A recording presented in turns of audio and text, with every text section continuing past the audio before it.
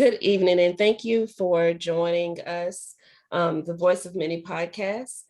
I'm your host, Yolanda, with co-host Vanessa.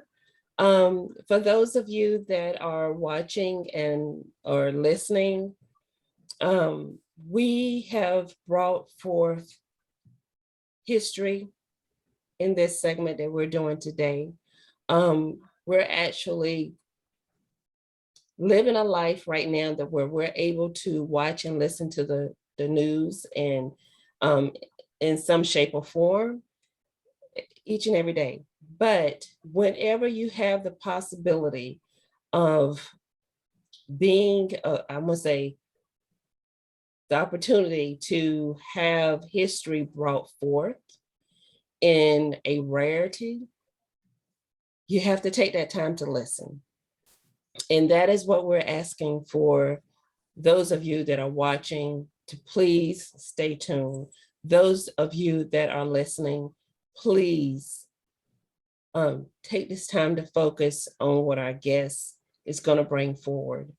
In high school, we read about Hitler. We read about the English history. But this afternoon, we have the opportunity to learn and hear from someone that was actually there in Cambodia.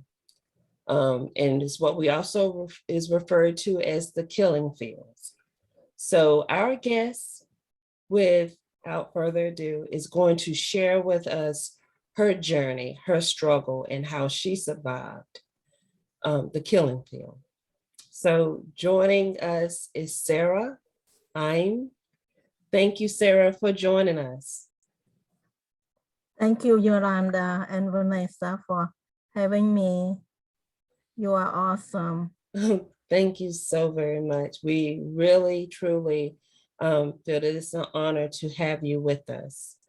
And if you will, let's start with you just telling a little bit about your life growing up in Cambodia. Sure, I will be happy to. I grew up in a small village in Cambodia. And Cambodia is a tropical country. The climate is similar to Florida. And my hometown is surrounded by nature. I love it. Our house, we have so many fruit trees, exotic fruit, and all the vegetable plants and river. We live close to the river. So I am a firstborn child. As you can imagine, the firstborn in the family. I feel so loved and secure. So, but a few years later, my little brother came along. So I'm not the only person anymore. I enjoy my childhood very much. Good. My family are very kind and they express their love for me. And they work very hard. They are farmers. But yeah, they groom us to not to become a farmer when we grow up. So they push us to keep doing well in school so that we can get a higher education. So that's what, that was I was growing up with.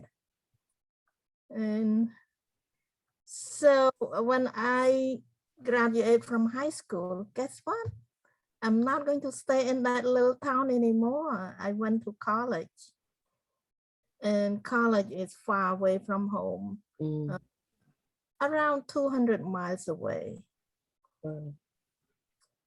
So while I was in college, very bad thing happened to Cambodia. So that bad thing is when the communist Khmer took over the country. They came in with madness, with military entrance. They came with the tank, the truck, the weapons, and the soldiers are marching on the street with big gun on their shoulders. So we don't know what to expect. But the next day, thing happened very bad. They demand all the people in the city to get out from where we are. We had to leave everything behind. We walk out of our home. So can you imagine the whole country was evacuated from the city? So nobody are allowed to live in the city anymore. So we were miserable and they shut down everything in the country. I mean, a total shutdown. There was no grocery store, no restaurant, no market, no post office, no bank, no bus line. So that means I was stuck. I can't go home. Wow. And even though I can't go home, I cannot call. I cannot let my parents know, what happened to me. And we don't know about each other. Wow. It was the most miserable time. We were walking, the whole city. I mean, hundreds and thousands of people was on the street and tried to walk out of the city. But to make a long story short, I end up in the big camp. This camp is designed for single men and women, and they push us to work extremely hard. I mean, 16 hours a day, and we have very little time to sleep and no time to rest. They work us 7 days a week. And we live with very little food. So imagine we were exhausted and starved. And then very quickly, many of us become sick because of the way that they push us to work. It just, we just cannot do it. We got very sick. I contracted several diseases, and a few of them is very deadly. So I have a disease like malaria, typhoid, high fever, and there's nothing to help us to get better. Wow. Yeah. So what happened to your family? When did you get, or what happened to them? Were you ever able to reconnect? What happened there? After 4 years, Oh. years in darkness, without knowing from each other. Yeah. So when were you reunited? Was it just by phone call? Did you get to see each other? How did that happen? Only after 4 years after 4 years, this madness was kicked out. The whole country was liberated. But before the liberation, we suffered for 4 horrible years.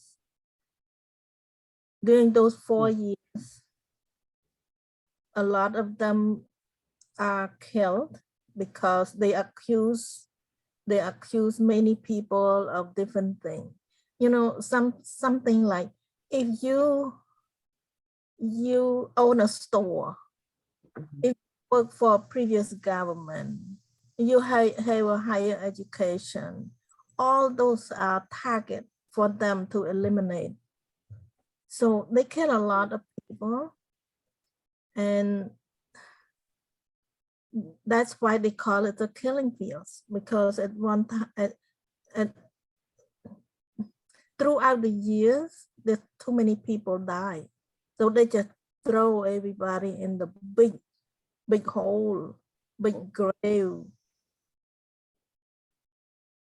So yeah, they don't bury one by one because it's too many.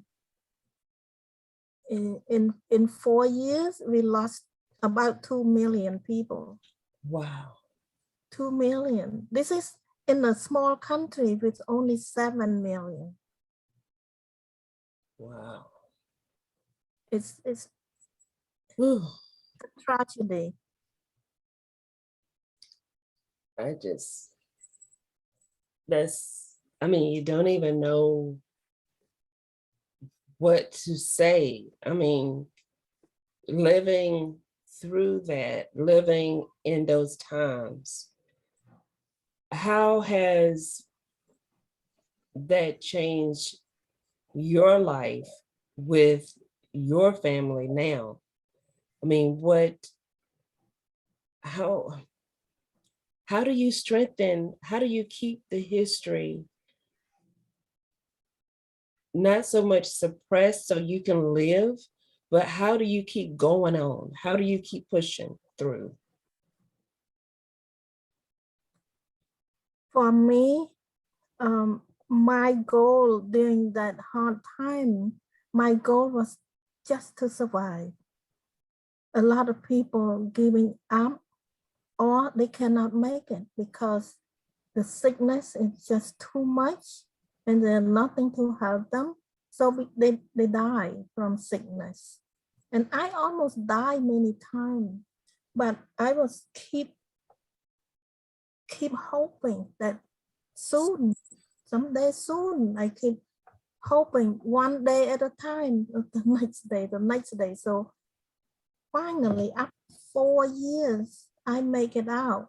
I had to escape. I escaped out of the captivity. So that was life-threatening, but I had to do it. Otherwise, I would not find freedom again. Wow. Yeah, but to answer your question, how did I push myself through after going through all this tragedy? You know, I was so grateful that I survived. Yeah. I appreciate what I have. That is life, my life. And another thing that I'm grateful for is my love for my family.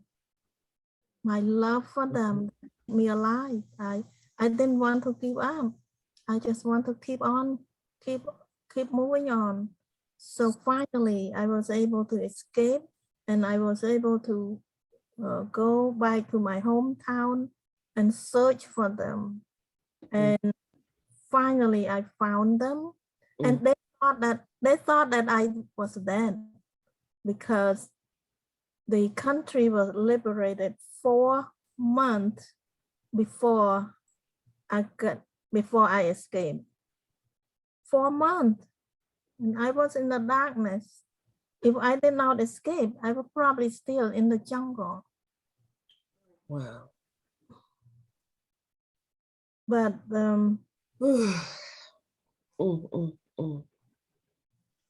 Go I ahead, was, Vanessa. What, yes, ask me anything. Whenever how did you come up with your plan to escape, and where were you able to go to afterwards that you knew it was a safe haven and not someone who was going to take you back to the camp? Well, I have no idea. And, I have no idea. It's I get 3 close friends to ask them to see if they are willing to escape with me. And all the 3 of them say yes. So that was my support system, because I was very frail.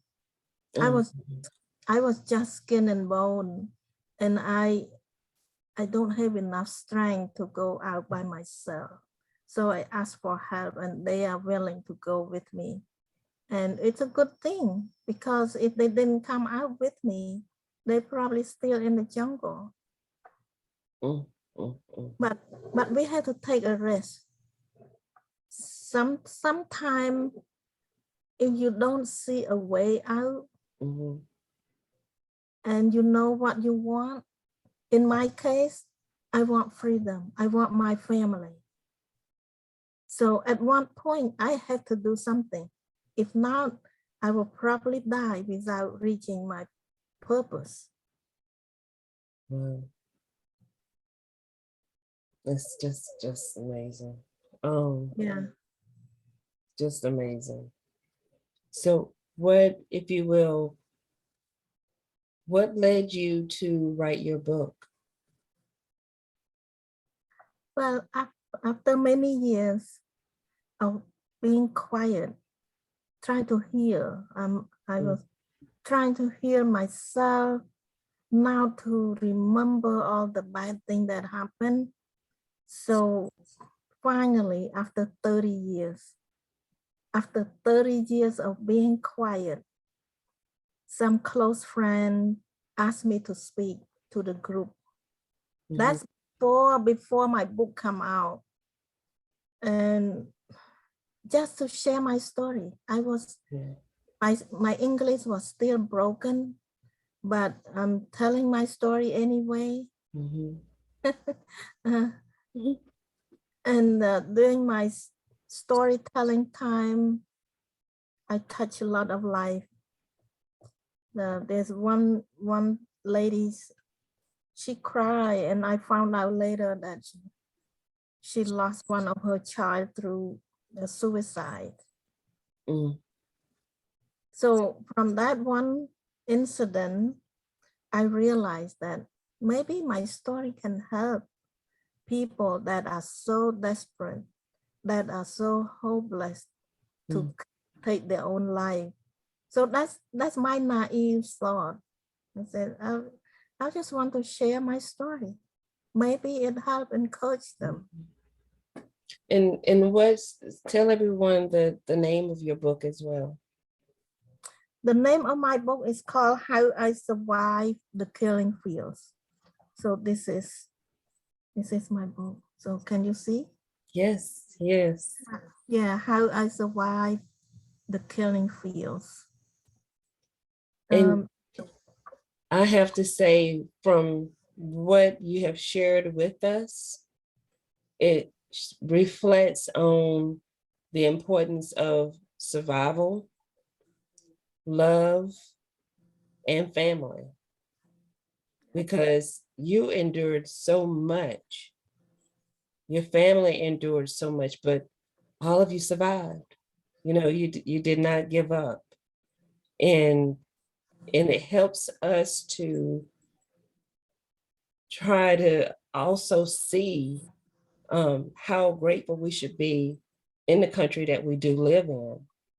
We may not have everything we want, but we have what we need, and that's life, freedom, and family. So it's very, Yes, yeah. that is so true. If we look for the good thing Mhm. out of, out of the dirty, out of the madness and everything, we will find some goodness. Just focus on the goodness that we have. Thank you. And that in itself is definitely something that we all need to hear, is to focus on the good.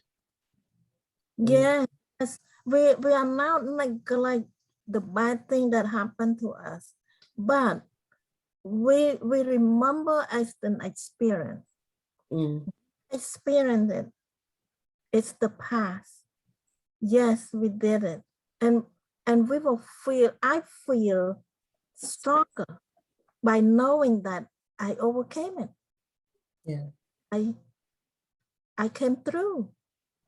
So when you are going through a very challenging situation, just Mhm. hold on to your hope. Mm. Hope is the only thing that you have when you are going through hard time. It's true. If we ever give up hope, there will no more hope.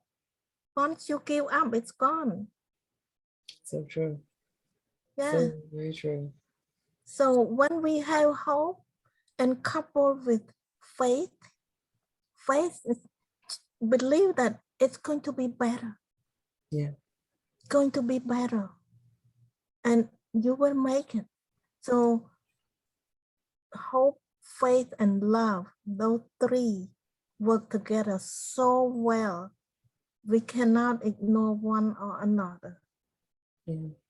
One, if you have only one, it still helps you a lot.